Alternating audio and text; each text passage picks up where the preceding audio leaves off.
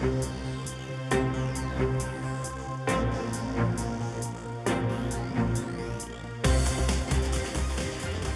hello there. Welcome to Ensuring Your Well-Being. I am Dennis James, the biking, dancing insurance man with various insurance planning. And today we're going to have a great topic that everybody needs to be aware and conscious of. And I have an expert. Her name is Debra Ross. And welcome, Deb. Thanks, Dennis. Glad to be here. Yes, glad you're here. We are going to really, I just love this topic because just me being in the insurance profession, understanding, how many people are caregivers and how Alzheimer's, really affects family. And without the support and the expertise of people like you that can educate people that are listening, or they could be a caregiver. If they're not today, they may be tomorrow, right? And all the effects it has, and why you are going to educate people on how they can get the support they need. And so, first of all, I just know you have an amazing background with over 30 years as with dementia, and you've done certifications, not only with the Alzheimer's Association of Michigan, and I understand this is all national, but just spend a few minutes and just tell us a little bit how you got involved in that and your background. Oh, thanks, Dennis. First of all, it's my passion. I really have a drive to help others understand this is a long journey for someone to be a caregiver or living with Alzheimer's and related dementia.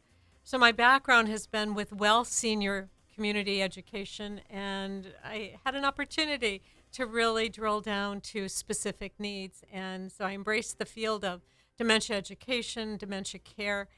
And I've been with the Alzheimer's Association over 2 decades now. And as a volunteer, I find it extremely rewarding to be able to provide support group facilitation as well as educational programs. And it ties into being person-centered as our communities provide memory care all across the state. We're able to impact how they train their staff and how they can have a better quality of life for their residents. Sure. I, just being in the industry of insurance with long-term care insurance, right? And it seems like there's a lot more, memory care facilities that there has been in the past, or is that not true? Oh, definitely true. There is a need to provide a village approach to caring for individuals that can no longer stay at home. And I know that's everyone's wish, that they want them to stay in their own environment. But at some point in time, the caregivers really need a good night's sleep. And it's very hard to be awake 24 hours a day, 7 days a week, and wear all those hats of safety and meals and entertainment and oversight and just activities of daily living, the dressing, feeding, bathing that go along with the decline of the person over time. Yeah, it's right. It's interesting, the activities of daily living, which, right, it always usually starts with cognitive, but how it affects everything else, including it can affect death and other types of things that make it tough on caregivers and that particular recipient also. It always becomes a question as far as the developing Alzheimer's part of normal aging. Just how do you feel about that, and what's kind of out there, what people would want to understand about that? Well, that one's a good one, Dennis, because it's not part of normal aging. No matter how old you get, the expectation should not be that you develop brain disease and that you lose your sense of self. Age is the biggest risk factor because the longer we live, the chances of developing a form of dementia is ever present, but it's not an expectation. And I don't want folks to think that as they get older, the faultiness of their memory is only one aspect of what these diseases can actually do to a person's quality of life. It's your ability to take care of yourself, your ability to plan ahead and enjoy the moments, not just trying to remember. It's much, much more than that. Yeah, for sure. I was listening to a webinar early this morning. They were talking about both these ladies. They worked for a community, which would have been with the assisted living, the nursing, memory care, and the topic was more where it's shifting as important with medical, right, working with them on things, but being as individualized as they can be. Correct. Right. Not only for them, but for any kind the family members too. And I just thought it made impact, right? Because nobody wants to lose that. No, it's what we call the long goodbye, because those that are caring for individuals bear witness every day. And it comes a point in their disease process where that is irrelevant to the person living with the disease, because their world becomes very small. But those that are caring and providing that quality of care bear witness, and it's a hard journey to be on. And if we can help give you that kind of direction and support, our belief at the Alzheimer's Association is that no one should feel alone on this journey. And we have various resources and a helpline that is available 24 hours a day, 7 days a week, with individuals that can provide that that guidance, those referrals, and identify resources so that we can help. Right. I know they have somebody that right in this Orient Center where we're right next door to us. They have somebody that is with Cornwall Hospitals, right? And they have somebody that is always over there. I believe they do weekly, where there are support groups and that type of thing in education. So it's so cool. And then people that are living right, not only in Michigan, but this is a U.S. national, the Alzheimer's. Yes, we are nationwide. So if you call our 800 number, I'll give it out right now. Sure. 1-800-272-3900. That's across the nation. And you may have loved ones that you are concerned about, or maybe you're carrying long distance for a loved one in another state. And it bridges the gap. So you can inquire about a particular demographic where an individual may be living and link up with resources and support groups that are in that area. Very cool. And all right, so a lot of people have a question and reference the difference between dementia and Alzheimer's. That's the age-old question. Yes. Yes. Testing. Yeah. So if I can simplify it for folks. Thank you. Because many will say, my loved one had dementia and it turned into Alzheimer's. And while it sounds like they're two different factors, they're not. Dementia is the signs, or are the signs and symptoms that your brain's not working right. And it can be a malfunction of speech or sequencing, being able to put your clothes on in order, or following a recipe, paying your bills, navigating your body. Your balance is part of that too. So when we start to see subtle changes due to dementia, we want to ask the question, what's the cause? What's causing these symptoms? And for about 70% of the time, Alzheimer's disease is the cause of the dementia symptoms. Now, there are over 100 types of dementia an individual may be diagnosed with, but our focus, for the most part, is the popularity of the disease diagnosis. It is most prevalent, but that doesn't negate all the other dementias that affect a person's ability to be whole. Mm-hmm. So I hope that adds some clarity. Yeah. I was just thinking of somebody, and everybody knows him. I just feel like I want to talk about it just briefly. Bruce Willis. Yes. Yeah. Can you just kind of? I'd like your viewpoint on that. I know it's come on, and it's been really, it's very challenging. It could be one of the more challenging ones when it comes to dementia and that type. When we have celebrities that come forward Yeah. with dementia-related disease or any disease at all, it puts the spotlight on Yeah. the disease, but also on the symptoms and the debilities that a person of notoriety is facing. We saw the same thing with Michael J. Fox. So as we witness, as privately as they can be with their diagnosis for Bruce and his progression, we want to be sensitive to the fact that it does take away your ability to be who you are. And with Bruce, his ability to speak, it really has affected his language center to the point where it can rob a person of all speech and then the comprehension of speech as well. So it's a full circle.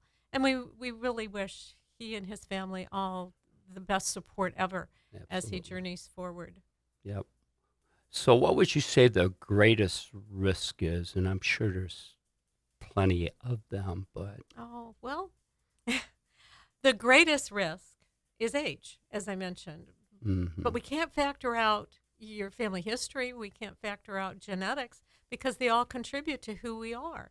And it's our legacy. But for many people, they don't always know their family history.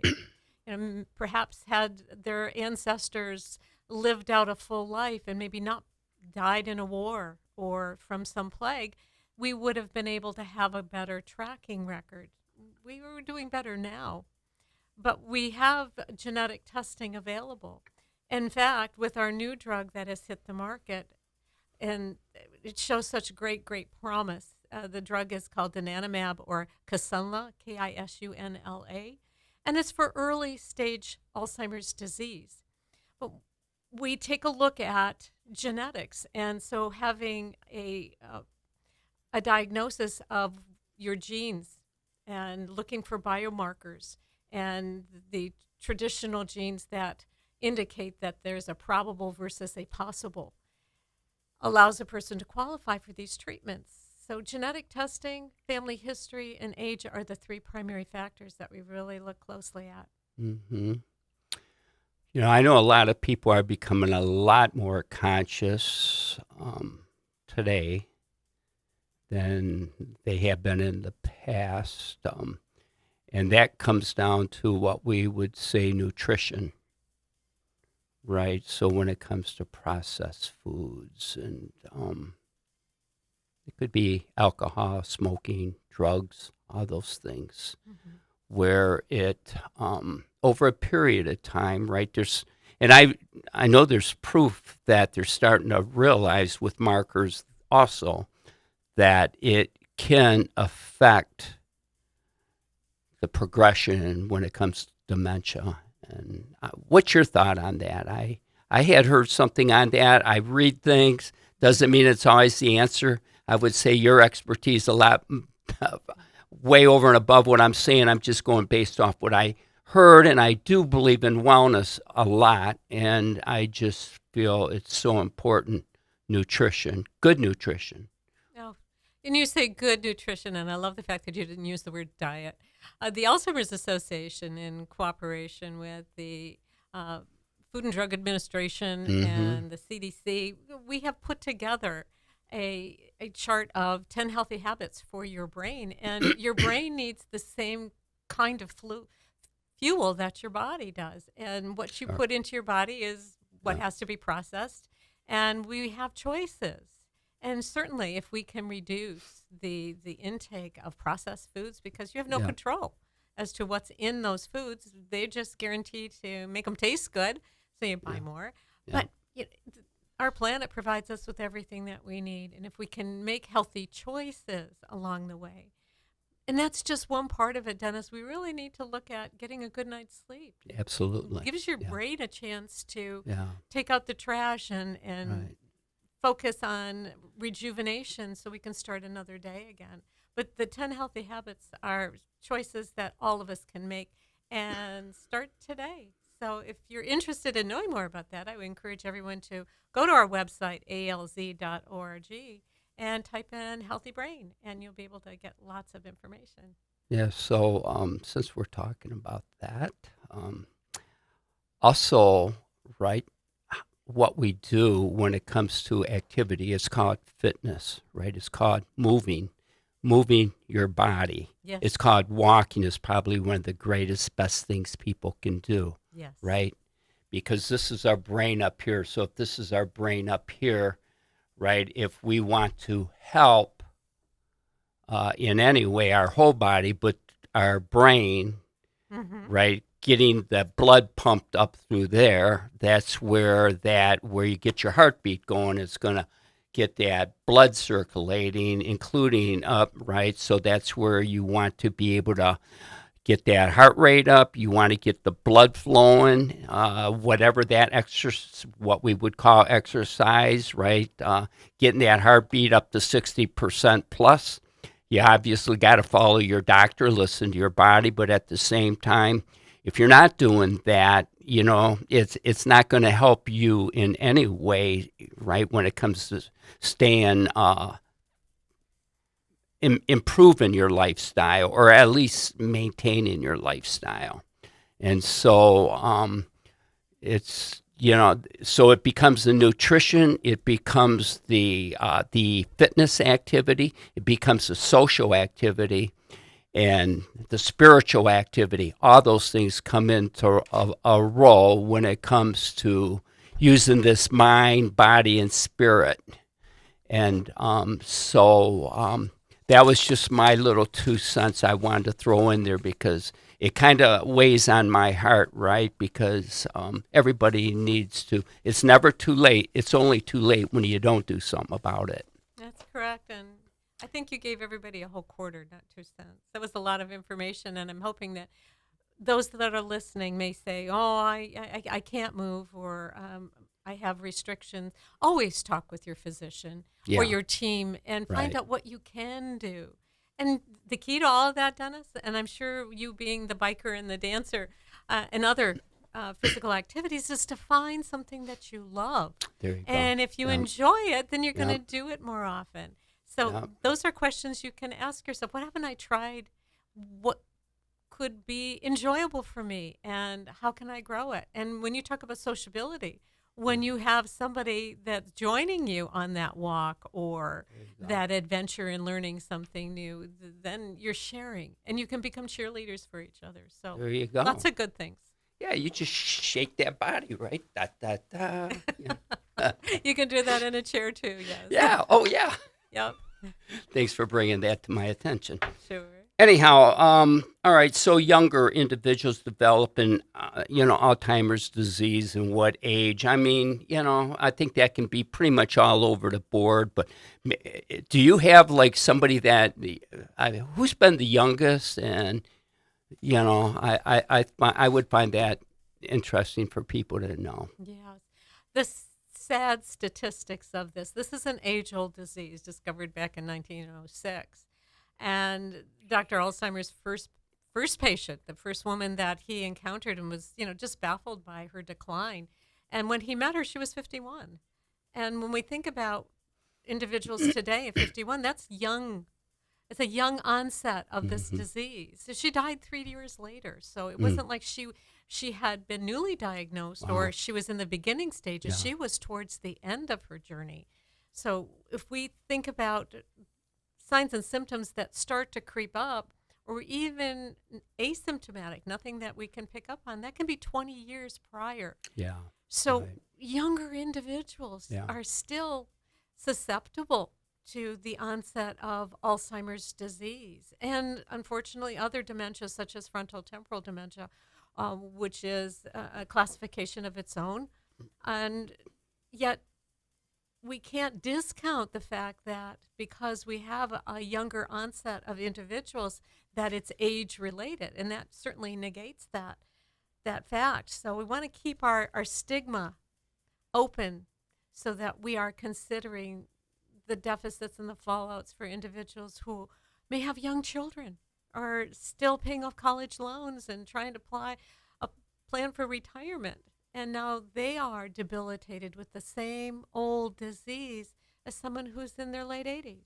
So it's devastating. And while it's not as prevalent as our other older or later stage dementias, it's still a fact. Right, and you were talking about, the advantage of the early diagnosis. Yes, yes, yes. When we are able to identify individuals at the onset, and we're getting close to that. Very soon we'll have a blood test that you can have in your doctor's office, and they can look at the biomarkers that indicate Alzheimer's disease. I mean, certainly we have our PET scans, we have our spinal fluid tap. Yeah. There are other more invasive methods to test, but we can be about 95% accurate in a simple blood test. And if we can detect individuals as part of your wellness, your annual wellness, imagine seeing those markers and there's no indication. And to have the onset of new medications that can stall or prolong this disease from progressing. And that's where we are today. I am so excited and can't wait to see what we're going to have coming forward. Yeah, I guess once we cure this disease, Deb, then what's the next step for you? I will go around and celebrate. There you go. With everyone. That'll be the fun part of my journey. Yep, there you go. What can we do now to ensure a healthy brain? I know we talked a little bit about it. Do you have any other thoughts on that? Yes, I do. We live in a great state. We live in a great country where we have choices. Not everybody is privileged to have choices. And if we can make little changes in our life, well, you talked about exercise, you talked about balanced diet or nutrition, and we talked about sociability, that mind, body, spirit. If we can make small changes along the way, starting now, imagine what it would be like for our little ones if we started with a great regime from inception and grow those habits so that their chances of fighting off Alzheimer's disease or other dementias may put them at a very low risk and building our future forward. So think about changes. Think about reducing stress. My mantra is pick your battles. And if it's not a battle worth fighting for, can we take a deep breath and let go? And really see if we can make a difference every single day in the quality of your own life just by simple changes. Yeah, the simple changes can be great examples for others also. Absolutely. Right? You're there. Those individuals that are newly diagnosed and we can have interventions early on, it gives that person a chance to still have their voice and still make decisions along with their care partner. When I say care partner, it's the person that's shoulder to shoulder with them at the beginning. They're not caregiving, but they're supportive. And you can have input about finances and legal decisions and patient advocates. Right. So they can be heard, and it really helps families when the decisions are already made and honored. So when the person moves beyond capacity to make those decisions, it's already done. Right, it's kind of, that's where you're dealing with elder law attorneys. It could be estate, right, planning attorneys. Sure. Having all your insurances in place, and it's called extended care planning but most people know it as long-term care insurance. But when you say long-term care insurance, they're thinking of a nursing home, right? But the reality is it keeps you out of nursing homes, and it takes away the emotional, physical, financial burden off families. But it's getting back to what you were just talking about. It's all that planning ahead of time. Yes. Right. It's a gift you give your families when you have those decisions made and your plans in place. Is there I was a test, a smell test or not? Have you heard of anything on that? Because it seemed like I did a year or 2 years ago, and I just always recalled. Is there something like that? Yeah, there is. It used to be called the peanut butter test, if I'm Peanut recalling, butter. where you can pick up the smell of peanut butter from 3 feet away, but your senses get affected too by this disease, and we know that your taste buds become affected, and when individuals are not able to pick up on some of the savory. That's why we see a lot of excessive salt use or the consumption of sweets because they can taste them, but not being able to judge how much is too much, or it becomes the primary meal. Is let's have ice cream. I mean, it doesn't sound all too bad, but every day would probably be a good decision. So there was a peanut butter test. That's correct. There may be other tests that have Is it also. Jiffy or is it 100% peanuts? What is it? It's not a brand test, no. It's just the distinct smell of peanut Yeah, butter. because I think you got to watch. It gets back to what kind of We're peanut not butter endorsing is that? anybody, right? No, right. All right. You had mentioned the newest medication. Yes. So is that out in the market, or is it right now today, or is there a few of them out there? I don't really hear a lot, and I try not to plug into TV a lot unless I'm watching The Voice or something that's gonna make sense to me. But is there different medications that are people taking right now that are proficient, and is it cost effective, or what do you have to do to get that medication? That's a loaded question of Yeah, questions, Dennis. So I'm going great. to try and address it in a way that answers it on a global scale. I At the appreciate that. international conference that was held for the Alzheimer's Association in July of this Hmm. year, a new drug was presented, and it has been FDA approved. As I mentioned, it's donanemab. We also have Leqembi, which was the prior drug that is still being prescribed for Alzheimer's disease. And there are some prerequisites that you have to be in the early stage.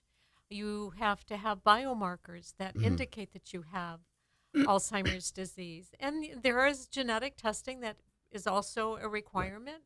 And they will do some imaging of the brain to make sure that there is no side effects, because with any medication, there can be risks. And we want to make sure that the benefits outweigh the risks. So there is a lot of monitoring. It is an infusion type drug right now, so it's not in tablet form. But our newest drug is an infusion that is monthly. Our Mm. Leqembi, that was the prior shining star, was infusion or is infusion for every 2 weeks. So we're moving forward in our development. I mean, scientists all over the world come together and share their successes and their trials. And there's never a failed trial, because it'll tell you something didn't work, or tried a different way. So there's good data there. Physicians are prescribing, but you have to pre-qualify, and Yeah. that's where your early detection is so Yeah. very That's important. where you were talking. Where it has to be in early stages, or you won't Correct. qualify. Correct. It's not proven at this point that it Hmm. would make a difference in individuals that have moved on into the middle and the late stages of Alzheimer's disease. And unfortunately, this particular medication is focused on Alzheimer's disease, not other dementias at this time. But that doesn't mean that research as we speak, it may be announcing something that is targeted on another type of dementia, such as a Lewy body dementia or Parkinson's dementia. Research is always being conducted. Does Michael Fox? I know he has Parkinson's. Yes. Does he doesn't have anything to do with the dementia side, or does he? Not that I'm aware of. I mean, he Okay. still is he's an advocate. Yeah, I He's in think the he's public eye. amazing. What a And guy, man. every individual, and this is a great time to just bring that forward, every individual on this journey is the individual. There are no two individual experiences that can be universal for care, for understanding, because every person is their own person with their personality. So they're going to interact with their disease differently. That's why that person-centered approach, making sure that we are focusing just on that person and how they are experiencing their disease rather than trying to have one size fits all. Right. So, we're going to be wrapping it up here. So if you can take that holistic approach sooner than later, and it's always a good time, and using all the expertise with these new prescriptions that are coming out, right, the forefront, and getting support and knowing where you can get it, like the Alzheimer's Association, or if you're in Michigan.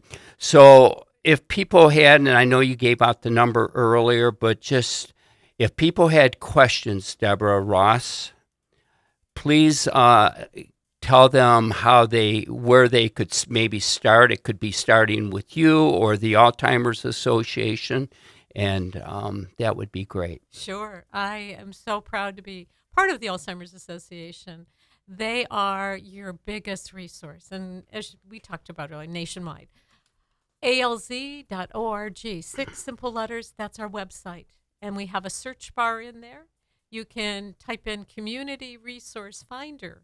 It'll ask for a zip code, and it'll open up a number of resources available in that demographics.